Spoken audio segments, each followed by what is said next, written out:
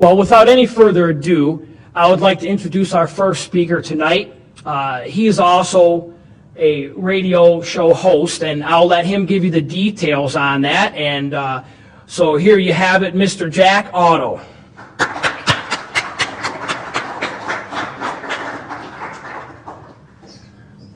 Thank you, friends. 65 years ago today, God Almighty put me on this earth, and I believe it's to fight against this new world order. Thank you and happy birthday. Thank you. We are being cornered like cattle into a pen, squeezed down,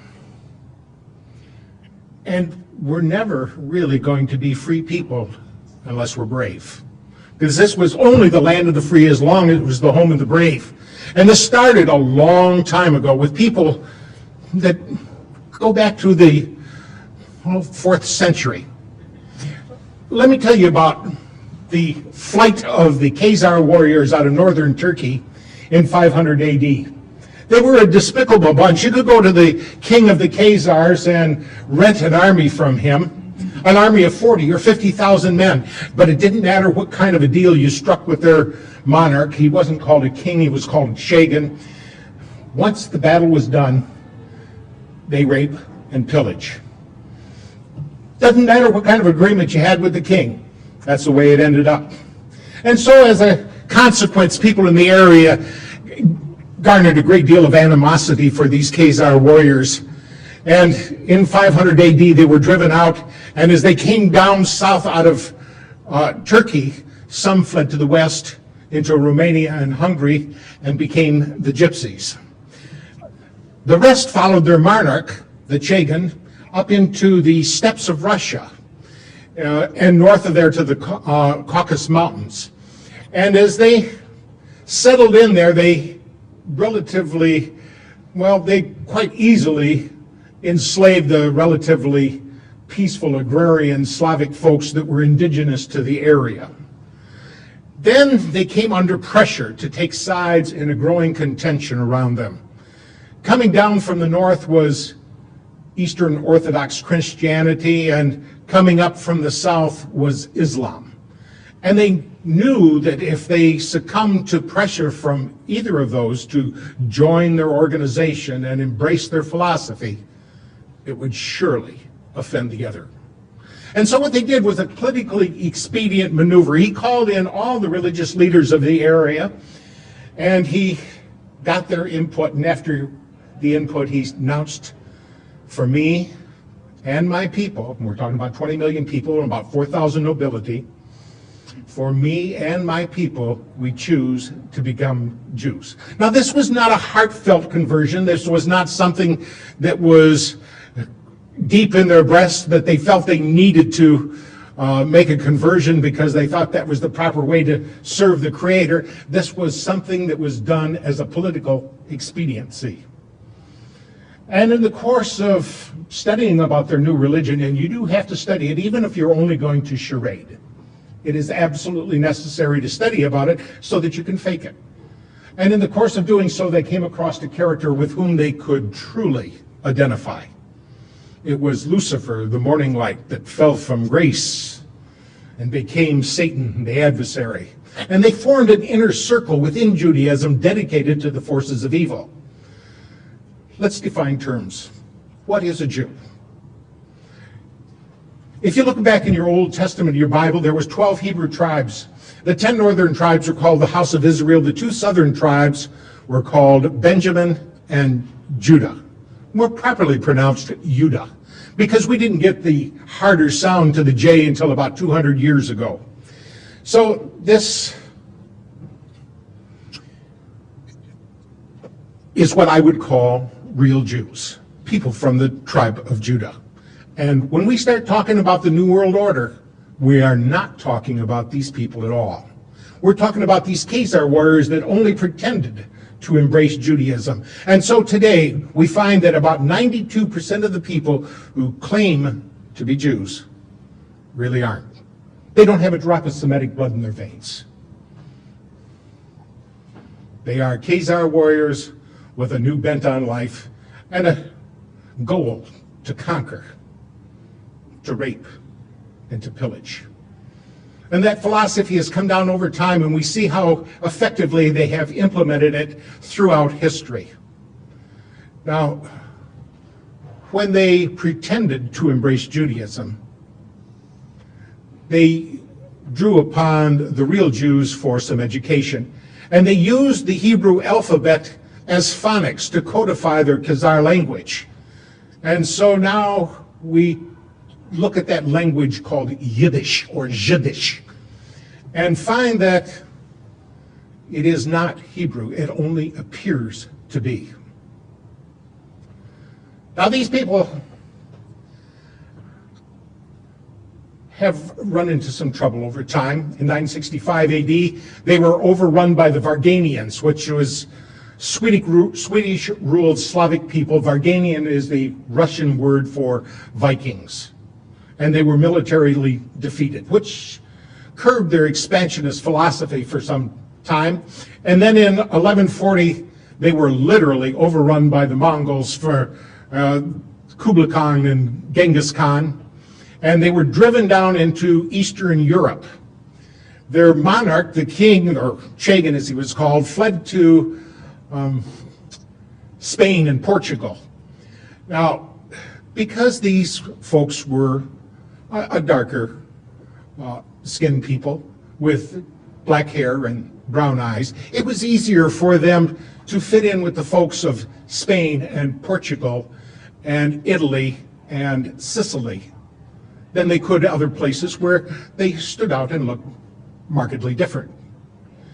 And they took a great deal of control, especially in Spain and Portugal, so much so that they were discovered in conspiracy, because they worked together to get themselves, one of them, into a position of authority where that person can work in tandem with others to get more of their people in authority and positions of power, and working it up to where they're running the show and milking everybody else.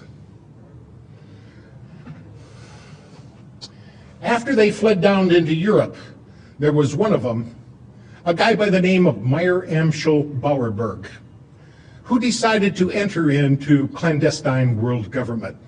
Meyer Amschel Bauerberg used the symbol outside of his father's silversmith shop, a large red shield, as inspiration for an alias. And he went by the name of Rothschild. That's German language for red shield. Now, Rothschild was born in 1743, and when he was in his late 20s, he formulated a financial enterprise with 12 other entrepreneurs with the dedication, with the interest and the intent of conquering everybody and everything. They were going to do it with fractional reserve banking, and that turned out to be a very successful tool. We found out about fractional reserve banking at the Bank of Amsterdam in 1610 when, like all fiat money inflations, it came to a roaring bust. And they learned from that and wanted to implement it wherever they could so that they could be the ones that benefited from that enterprise.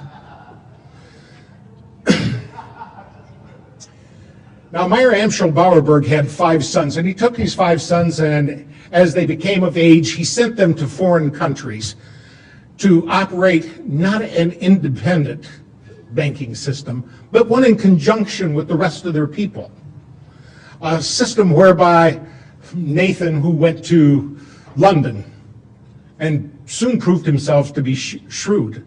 There was one named Kalman who passed himself off as Carl, and I think he went to Amsterdam. Jacob called himself James in Paris. And we find that throughout the world, in 5 big locations, they had banking institutions that had a very clever idea. And if these people weren't so evil, it would have been easier to admire what they did. But they had a system whereby you could go to one of the banks in one country and deposit gold with them and get a receipt for it. and then go to the foreign country where they had another office, take that receipt, and get your gold. And you didn't run the risk of losing your gold on the high seas, either to wind or to pirates or anything else. So in a way, it was kind of a clever scheme, however.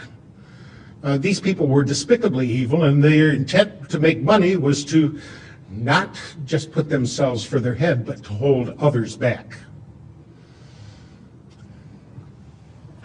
Now, Meyer Amschel Bauerberg lived to be, he lived from 1743 to the year 1812, and that's why we got that 1812 overture, was to honor him. His associates respected him and wanted to salute his passing. Meyer Amschel Bauerberg changed his name to Rothschild, and he also dropped the Bauerberg suffix and called himself Bauer, closer to home where he lived there at 148 Judenstrassen in Frankfurt, Germany. They later moved down to 148 Judenstrassen, and it was from there that he was able to do much of his chicanery. And he got in league with a guy, William the Ninth of Hesse-Kassel. Now, if you remember about the Hessian warriors were something that were warrior slaves that was purchased by the King of England from this Landgrave of Hesse-Kassel. They were purchased for the price of $12,000, and much of that money was earned by just capturing these people through actual out-and-out brigand slavery and holding them until they could be sent to the king, and which they were told, don't ever let those colonists get a hold of you. They will skin you alive. Well, when the Hessian soldiers got captured by one of us, and one of our forefathers, they started crying, oh, please don't skin me. And they said, well, skin you? We're not going to do that. Then they realized they'd been lied to. Many of them came over and joined the revolutionary forces of the Americans, and a lot of them escaped out to the West and melded in and became what we might call squatters out there in the wide open West, like the rest of us did. Now, they did a pretty good job of interfacing with the Native Americans out there and were able to garner some respect for them. So it was among these same people that brought about so much of the war that we see in front of us throughout history. It was fomented primarily for profits, and to scare us into believing that the only way that we could circumvent this war, to get this behind us, is if we were to form a league or United Nations. Now, the first attempt was when they had their man Napoleon. Now, Napoleon was the Emperor of France, but he came from Corsica, and it was shortly after Corsica was brought into the French Empire that he was given the nod to become the emperor and to engage his war. Now, this was shortly after that French Revolution. You know, I'm going to go back and take a step back and talk about that French Revolution for a moment. See, it was shortly after a man named Adam Weishaupt, in May 1st of 1776, formulated an organization called the Illuminati. This was done on behalf of Baron Rothschild, and it was for the express purpose of fomenting their plans and executing their goals for conquest. Now, Adam Weishaupt encapsulated a game plan to bring about this world government, and in these game plan he had it mentioned in there that they were to take France in the year 1789.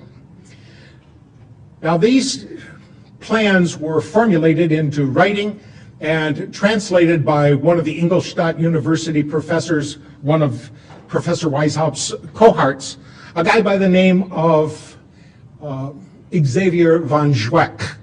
Now, Zweck translated these into French so that they could be taken to Paris and Silesia.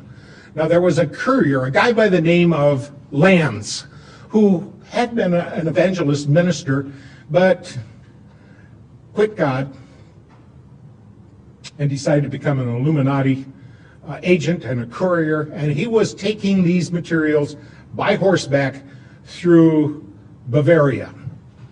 In a place called Regensburg, he was struck by lightning, and it killed both him and his horse. And people found this man, this dead man, and his horse with documents in the pouch, and these documents were passed up the chain of command to the Elector of Bavaria, who got to wondering, is there really a game plan out here to conquer the whole world? So he staged simultaneous raids on Rothschild's associates, primarily on Weishaupt's associates, and found a great deal of corroborating evidence, enough to convince him that there truly was a game plan out there to take the whole world. And there were 6 points to their game plan. They wanted the abolition of all religion, the abolition of property rights, of inheritance, and the worst one was down at the bottom of the list, the abrogation of the family. Now, we can see how that was implemented in Red China. Men went to one dormitory, women went to another dormitory, boys were here and girls were here, and the family was totally destroyed, and they used that to brainwash those people. When you got kids with no control over them except the one facilitator or his associates, the children are at their mercy.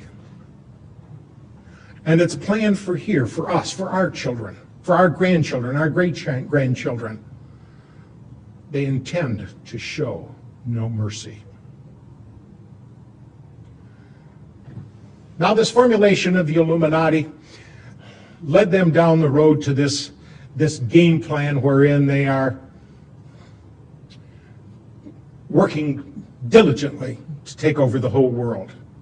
And in the course of doing so, when this courier was found, the Elector of Bavaria, one Theodor von Dalberg, decided after he staged those simultaneous raids that he was going to contact every head of church and state in all of Europe and gave them a translation of the documentation that was found in the pouches of that dead courier, that apostate minister named Lannes. And so it was after the Napoleonic War when Napoleon ran into Lord Wellington at Waterloo and was stomped. Now, this would have been a big setback for Mr. Rothschild, but Mr. Rothschild had one of his associates following the war along. And this associate sent a message back to him by carrier pigeon. And the carrier pigeons let him know that Wellington had won.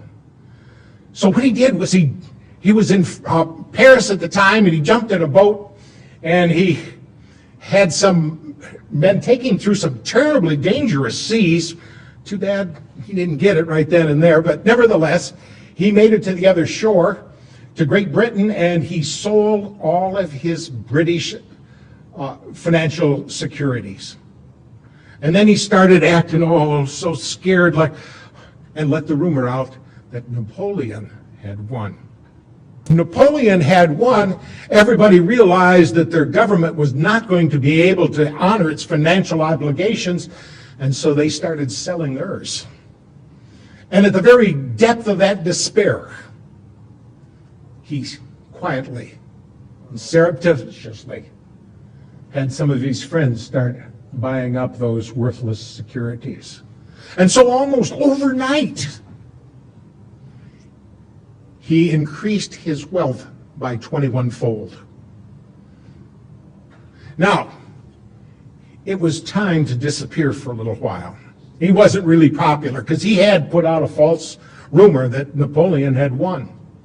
And when people found out that Napoleon hadn't won and they'd sold their government securities based on a lie, they were a little bit disappointed.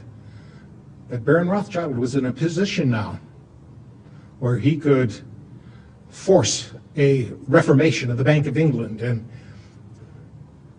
cause his people to be put in positions of power and authority. And so, as a consequence, it turned out well for him. It turned out way too well for him. So it was after this Napoleonic Wars that they had this big meeting in Vienna. The Rothschilds had his dignitaries assemble, others from around the world, and they said, it is the scourge of war that plagues us. And if we're ever to get rid of this scourge of war, we're going to have some kind of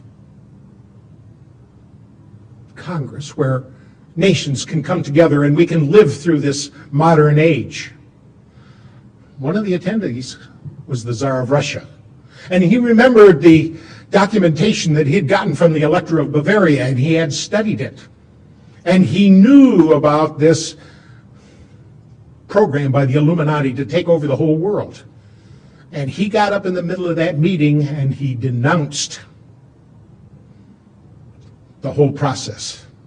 He pointed out that it was Weishaupt's plan to overthrow all governments and religion and take over the world on behalf of his organization. And he was the man personally who shot down the Congress in Vienna. And Rothschild hated him for it. And he swore that he or his heirs one day would destroy the entire Romanov family. And we saw that happen. Well, it was before our times. We didn't personally get to see it happen, but we sure have a recording of it in our history books.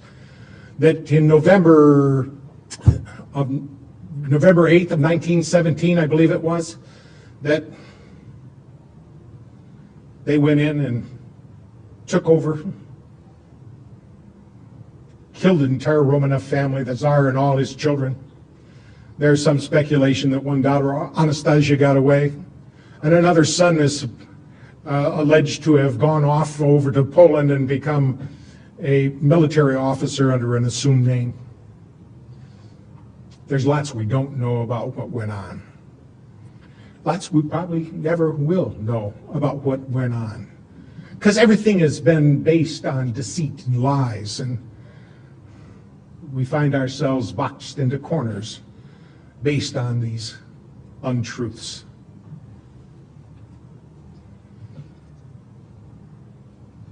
So it was shortly afterwards that they had another man from their group, a guy by the name of Abraham Lincoln, whose real name was Springsteen. And Abraham Lincoln Springsteen went about fomenting the Civil War here. I'd like to call it the War of Northern Aggression because we've been lied to about that so much. We were told that was a war over slavery, but it wasn't. It was a war over states' rights. Two of the southern states, Virginia and North Carolina, had long ago outlawed slavery. And yet, it was used to rally northern forces. You know, that's the kind of thing I'd be willing to take part in. I would like to stop slavery wherever it could be found. And I'm sure it appealed to a lot of people to put an end to that despicable act of holding another human being like you would an animal and making them work for whatever you feel like giving them. Now, Abraham Lincoln had right in his cabinet a guy by the name of August Belmont. And August Belmont wasn't his real name. His real name was Schoenberg. He was a Rothschild agent. And down in the other camp, they had a Rothschild relative, a guy by the name of Judah Benjamin, who was the head of the secret police down there. And after that, Abraham Lincoln resented his involvement with these people.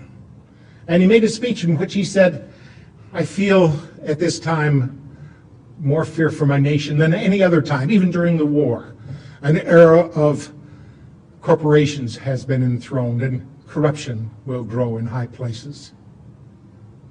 And we will end up with the wealth of many aggregated in the hands of the few. Now his resentment resulted in action, and he decided he was going to issue greenbacks. He'd had enough of working with these people, and they would not put up with that.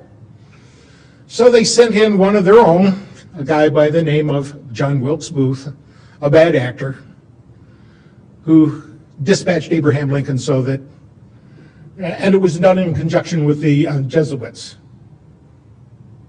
See, there are so many of these Illuminati organizations out there. The one we just described by Adam Weishaupt was called the Bavarian Illuminati. There was another Illuminati called Avion over in, I believe, in Great Britain. There was one in Switzerland, and there was another one in France, the Grand Lodge Orient de la France. And there's a very important one called the Alumbrados that was formulated in Spain. Now the Alumbrados is Spanish for enlightened ones. And the Alumbrados only existed for about 20 years before they changed their name. They changed their name to the Society of Jesus. They called themselves the Jesuits, and they pledged themselves as the protectorate of the Pope. And when you got the Illuminati protecting you, it's the kiss of death. Well, we find about the time that this Civil War was over, there was a guy who had been born in Boston, Massachusetts on December 30th, 1809, a guy by the name of Albert Pike. He was an impressive intellect. He was a Harvard graduate back when it really meant something. He was the master of 16 languages, and he was a despicable son of a...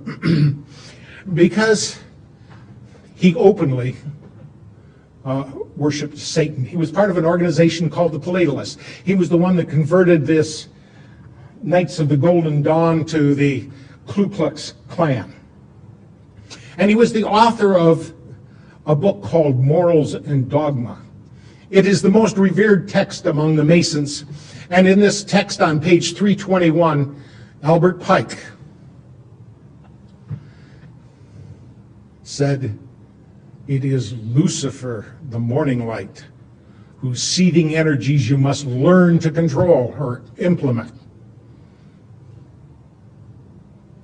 So it was this Albert Pike, the same guy that wrote a letter to his superior in the Illuminati, a guy over in Europe by the name of Giuseppe Mazzini, who was the revolutionary leader. And Giuseppe Mazzini also happened to be the founder of the mafia.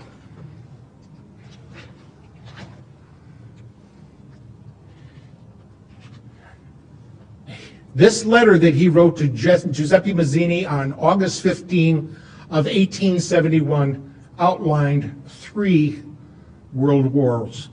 And the first of those world wars was to be fomented between the differences between the German nationals and the Brits, and end up with the downfall of Tsarist Russia and the rise of communism. Any of us who studied any history at all knows that's exactly how World War I took place. Then World War II was fomented between the Zionists, between the German nationalists again, and the Brits to bring us in. And in World War II,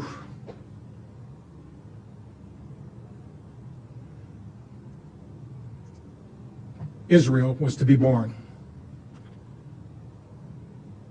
And the Zionists were given power. So since the first 2 wars came off just exactly as that letter said, and that letter used to hang right in the British Museum Library until 1977 when Baron Rothschild became a director. And as soon as he was on the board of directors, that letter disappeared from the library. Immediately.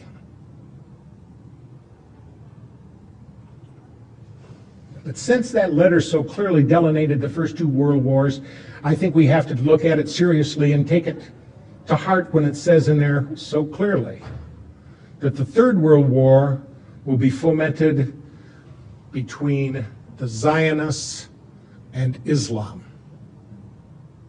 Does anybody see that materializing today?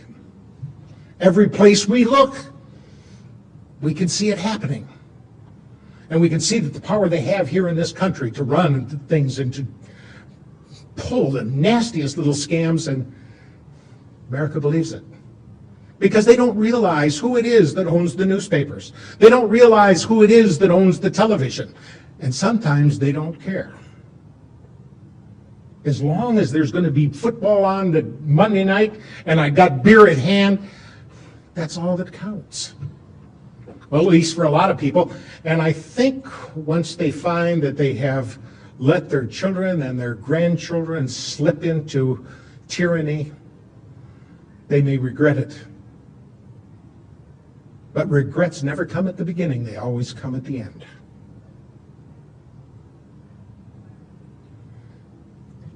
We can see World War III shaping up just exactly like they planned for us, and not enough of us are doing what's necessary to stop it.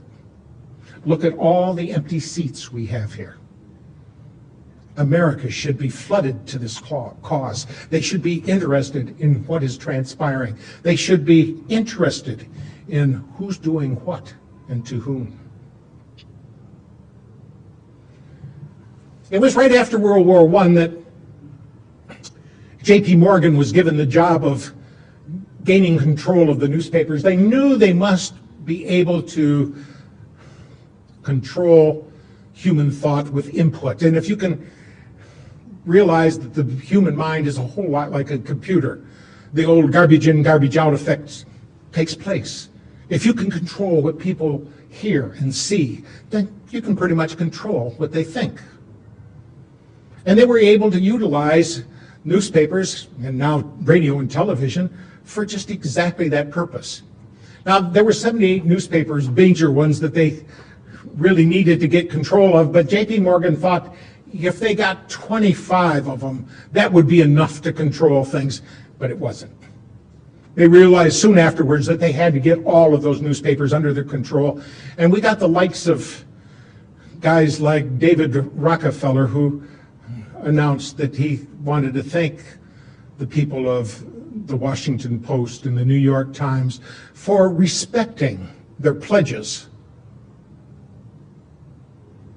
of discretion at the CFR and Bilderberger meetings. And he said if it wasn't for their discretion, it would not have been possible to prepare the world for a new world order. Well, we heard George Bush say that a lot, didn't we? George Bush Sr. He was always talking about new world order. When he went into Iraq, he said, this is much more than about one small country. This is about a big idea, about a new world order. There's a lot of people don't even know that on the back of their dollar bill, where they see that all-seeing eye of the pyramid, what that means. They don't realize that's a cult symbolism that was put in by these Satanists during the Roosevelt administration by his vice president, a guy by the name of Wallace. They don't speak Latin, so they don't realize that Inuit Coepitus up at the top says announcing our enterprise. They don't realize down at the bottom of the pyramid where it says Novus Ordo Seclorum, what they're talking about is Novus is new, Ordo is order, Seclorum is world, the entire world minus God. So we're talking about a new world order without God.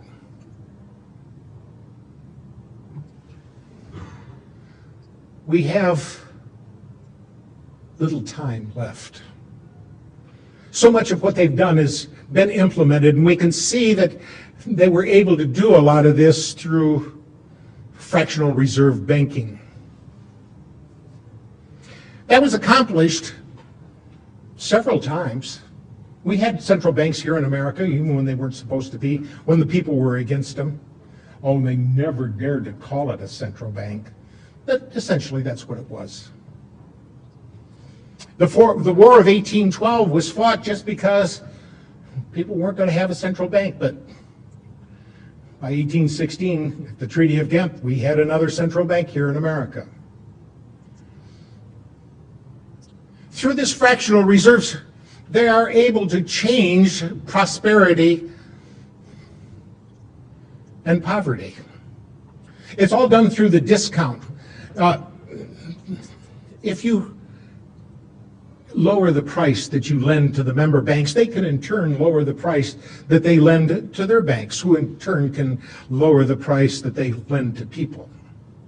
And if it's low enough, people are going to go out there and borrow money and use it and get themselves trapped, not realizing how badly they are pinned in. Because all it takes is a little change on that lever and they start taking money out of the system. And when they take the money out of the system, it becomes sluggish. Just like you, if somebody took 1/3 of the blood out of your body, it would affect you. Well, that's what happened here. They told us that the Great Depression was brought on by people who were investing in the stock market on a shoestring. And because they had only 10% down, they had great marginal swings caused by the leverage of that debt. But the real truth of the matter is, the thing that really brought it down was they removed 1/3 of the money from circulation. So with that lever, they can move things up and down, and this goes up, people run out, oh, prosperity is here, let me jump in on the bandwagon and get my fair share, and about the time they do, about the time they think they're leveraged up and ready to roll, so they're going to make some money with their new business, all they got to do is lever it back down. And then they go in and collect through forfeiture. Do you know how many homes are being scooped up by the banks right now? I think it's so close to the end policy, the end time game here, that some of these smaller bankers are going to find out that they're getting pinched in this thing too. See, it's only the fattest of the fat cats that they really intend to have survive and prosper. They're trying to wipe out the whole middle class. I don't feel like I'm middle class anymore. I feel like I have been reduced to the impoverished. Life is not the same as it used to be. We just do not have the same kind of prosperity that we once had. And if they can have their way, and I see no reason why people in authority with as much power and leverage as they've got, it's going to be difficult to stop them from having their way. We're all going to be reduced to abject penury. Life, you won't have 2 nickels to rub together. You may have a whole pocket full of $1 million bills to rub together, but they won't buy anything. Now, after World War I, they had this big conference in which they brought together all the people involved in the war to have a settlement and a signing of the armistice with Germany. On one side of the table was Paul Warburg. On the other side of the table was his brother Max Warburg. In total, there were 117 of these false Jews, as I prefer to call them. And we would not know about this except one of the guys there, a guy by the name of Benjamin Friedman, who was the bagman for Henry Morgenthau Sr. He became a Christian, and he decided he could not live with the secrets that he held, and he started talking about what had transpired, what the real game plan was, who was involved in it, and what their plans were for our future. An unseemly plan for our future. Much of that was done with these, what you call false flag operations. A false flag operation is where you go in and pretend to be somebody else, do something wrong, so that the people that you attack think, hey, it was those people that did it to me, when it really wasn't those people that did it to you. we find that a whole lot of that is done by these false Jews. For example, the Lusitania was sunk to start World War I. Now, Germany had taken out advertisements in the New York newspapers and said very specifically that they were carrying munitions aboard that Lusitania. Don't go on it. Well, while they were doing that, they ended up sending off some of that ships and with 128 American passengers aboard it. And it wasn't Germany, it was Great Britain that sunk that ship to suck us into that war. They were having trouble. See, Germany was already winning. And they didn't like the idea at all. And so these characters went over to the King of England and said to the King of England, now, you don't have to surrender to Germany. If we can bring America in on your side, if we can cause America to start fighting your battles for you, would you support a homeland in Palestine for us? And the King of England was, what do I do? Do I surrender or do I agree to let somebody else have that home? Oh, yeah, we'll support that.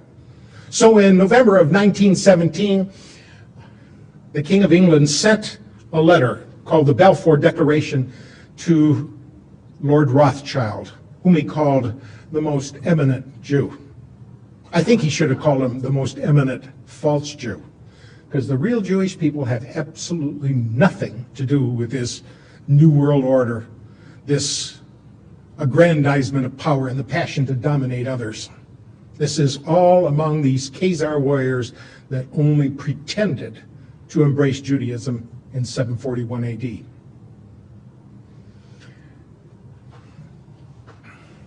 We find that as time went on, that we run across some of these things that these characters have done.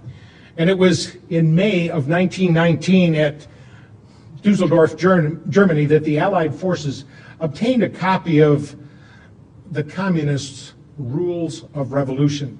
Now, you got to remember that communism was their front, too. When we find out the names of some of these characters, you realize, yes, this web is more intertangled than what you might realize.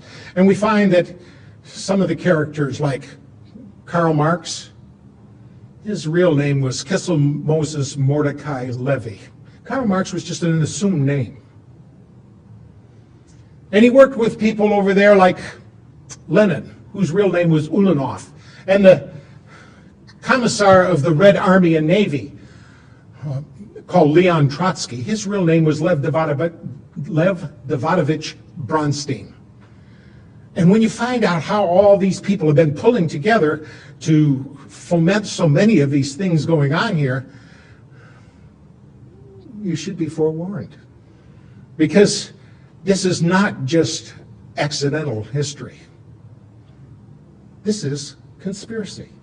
People working together to do wrong. And by definition, a conspiracy is just two or more people planning in secret to do something wrong. And by that definition, there must be thousands, millions, maybe even billions of conspiracies going on all the time.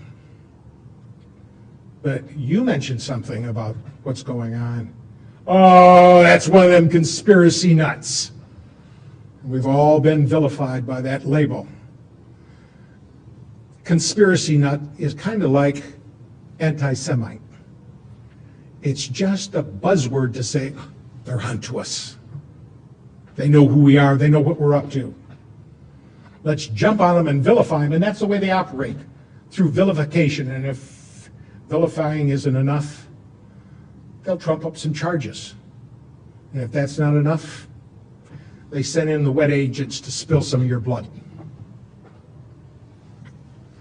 Well, in Dusseldorf, Germany, the communist revolution, rules of revolution came to light And in 1946, a U.S. Attorney General obtained a copy of the same rules from a known member of the Communist Party. And today, these same rules are in effect, and I want you to compare these concepts with modern occurrences.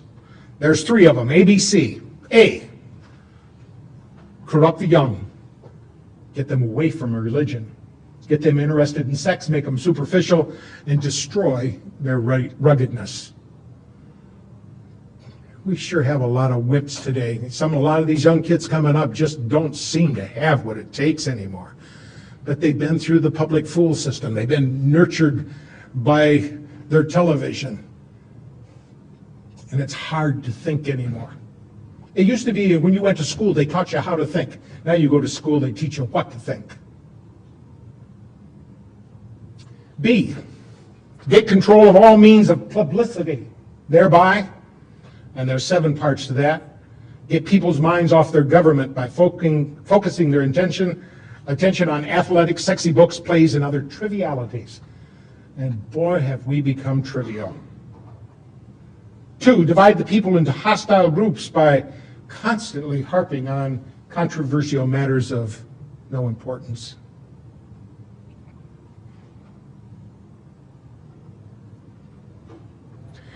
Number 3, destroy the people's faith in their natural leaders by holding the latter up to contempt, ridicule, and disgrace.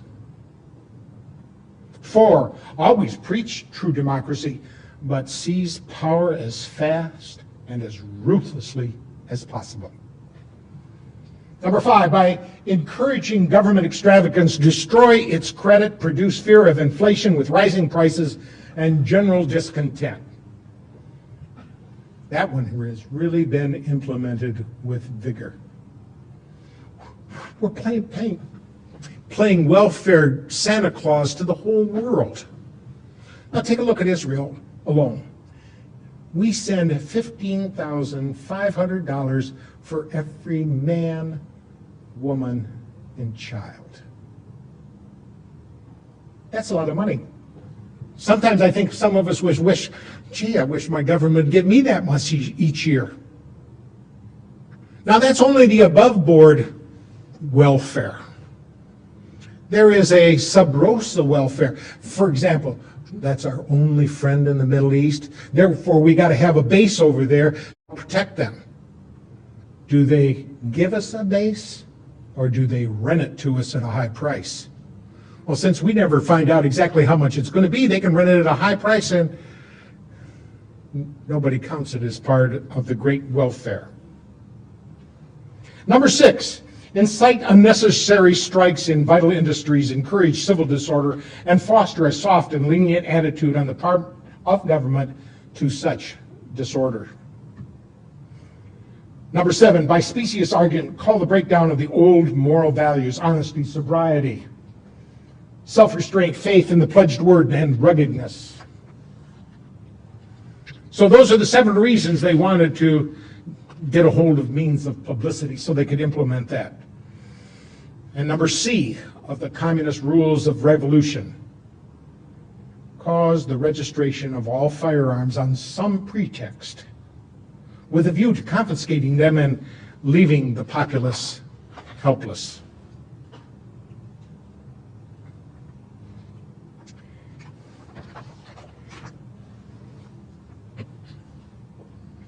So many of these false flag operations have gotten us into big trouble. We know now that ship, I think it was the Maine, that was sunk down there in Cuba. We were told it's because the Spanish had mined the harbor, but we now know that the explosion took place inside the ship. It was all the excuse they needed to go attack and wage war against Spain. We see so many of those false flag operations. World War II, it was Pearl Harbor. It wasn't a false flag operation, but it was sure close to it. It was pretending like we're just innocent people standing here when 6 months before Pearl Harbor, our government froze all Japanese money in banks. Any way you look at it, that's theft. 3 weeks before Pearl Harbor, our government gave him a 100% oil embargo. Do you remember back in the 70s when we got a 10% oil embargo from the Arabs, and the lines at the gas pumps were long and we suffered under that? That was a 10% oil embargo. And our government tried to run a 100% oil embargo upon those people who just weren't going to put up with it. Now, I think Admiral Yamamoto was right that when they came over and stung us, they were only waking a sleeping lion. But there was nothing else they could do. It's either knuckle under or fight. And that's where it is to us. It's getting down to the point where we either knuckle under or do something to fight about this. Right now, it's a fight of words because, quite frankly, we're in a very awkward position here. It's too late to work within the system and probably too early to start shooting.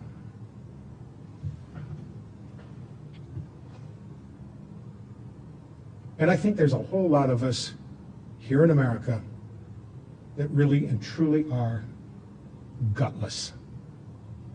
And it's only going to be the land of the free as long as it's the home of the brave.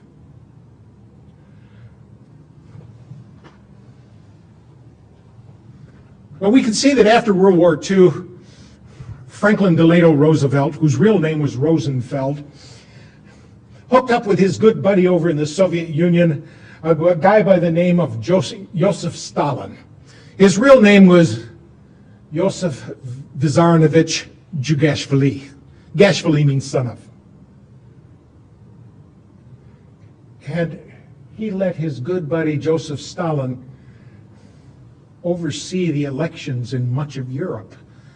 And ironically, all those people decided to become pawns in the communist superstate.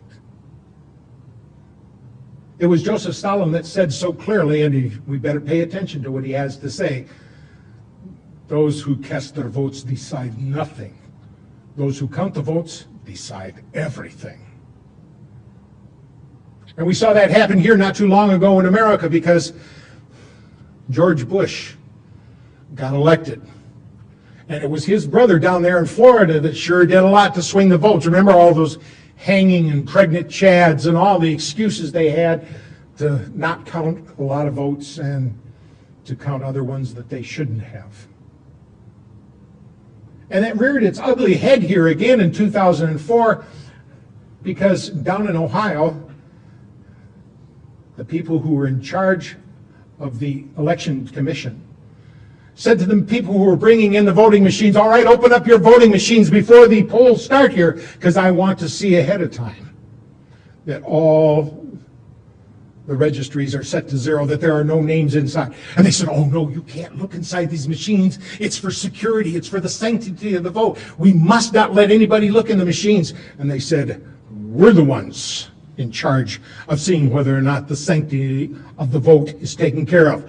You're going to open up those machines right now. And there was a lot of protesting, a lot of weeping, and a lot of wailing, but they did end up opening up those machines. Every machine had 300 to 400 votes for Bush on it already. It was a big deal down in Ohio. It was on television, it was in the newspapers, but it just didn't make its way around the rest of America. Why? Who owns the newspapers? Who owns the television? Who owns the radio? The same people that own the voting machines. There's only 4 companies here in America that own voting machines, and every one of them are mafia affiliates. Now these television stations, ABC, NBC, CBS, and all the rest of them that have any influence and any power whatsoever, got together and formed a new corporation. It's called News Election Services. And they're the ones that feed information into the news election services about what's transpiring in the election and getting information back out of it. And so they have control. And it matters not who we vote for. What really counts is who does the television and the newspaper announce to be the victor. It's important because at stake is not only our freedom, but if we don't have freedom, we don't pass it on to our children. And if they don't have it, they don't pass it on to our grandchildren. And it's important to me for subsequent generations to enjoy the treasures, the pearls, the gems of liberty. Liberty is that notion where you got a right to make a choice. You decide what's good for your life. But somehow we've got to the point where you have to get a license for everything.